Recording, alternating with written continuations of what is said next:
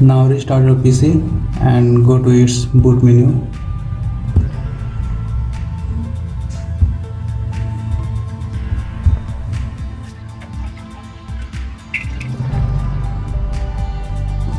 As you can see, currently I am in the boot manager of my BIOS, so you might have some other screen.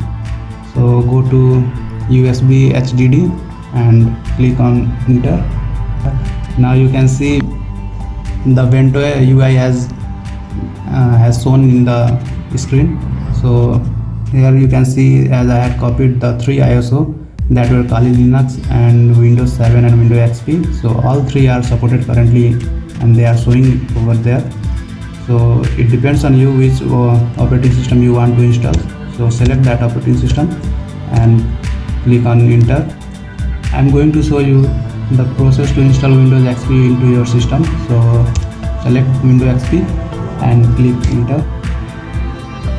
There you can see the setup has been started for Windows XP, and in the same way you can do other operating system too. So as I have installed Windows 10 into my system, so I am not going to install it, so I will just cancel the process. Now let me show you how you can install Kali Linux into your system. For that, select Kali Linux and hit enter.